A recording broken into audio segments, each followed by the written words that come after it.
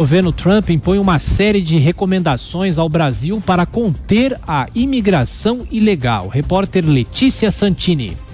O governo americano cobrou do Brasil uma postura mais agressiva para conter o fluxo de imigração ilegal para o país.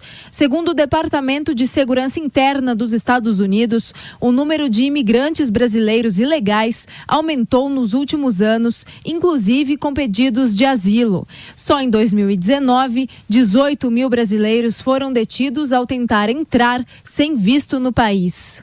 Entre outras medidas, o governo Trump exige mais segurança e patrulhamento nas fronteiras. Uma das recomendações sugere que o Brasil transporte de volta ao país, por conta própria, os brasileiros detidos na imigração americana.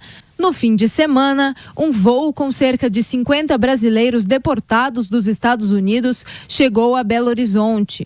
Questionado sobre o episódio, o presidente Jair Bolsonaro afirmou que as leis de cada país devem ser respeitadas. Em qualquer país do mundo onde pessoas estão lá de forma clandestina, é o direito daquele chefe de Estado,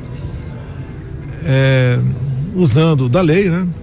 Devolver esses nacionais. A lei americana diz isso, é só você não ir para os Estados Unidos de forma ilegal. Nesta segunda-feira, a Suprema Corte dos Estados Unidos validou por 5-4 um regulamento que penaliza imigrantes legais que recebem ajudas sociais na hora de optar pela residência permanente.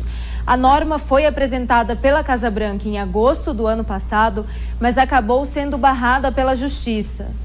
Segundo o governo do presidente Donald Trump, para proteger os benefícios dos americanos, os imigrantes devem ser financeiramente autossuficientes.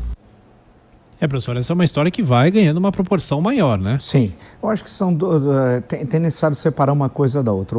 Por exemplo, as questões que envolvem a fronteira México e Estados Unidos, o presidente americano, em acordo com o presidente mexicano López Obrador, fizeram um acerto para impedir aquela entrada de imigrantes que vinham da América Central, né, e atravessavam o México e pressionavam ali a entrada na fronteira com os Estados Unidos. Então, foi um acordo entre os dois países, e isso tem a ver, inclusive, com questões econômicas também, que envolvem o NAFTA, o Tratado de Livre Comércio, mas fizeram um acordo entre eles. Agora, não cabe ao presidente norte-americano dar instruções de como o Brasil deve agir em relação a essa questão, né? O Brasil é um país soberano, não sei se o Trump sabe ou autoridades brasileiras sabem também, nós somos um país soberano.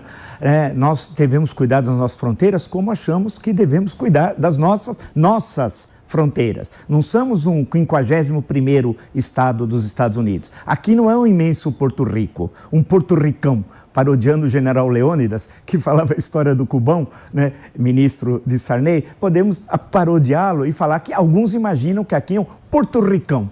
Porto Rico não é um estado, é um estado associado independente, não faz parte da Federação Americana e tal. Então, alguns acham que aqui é um porto-ricão.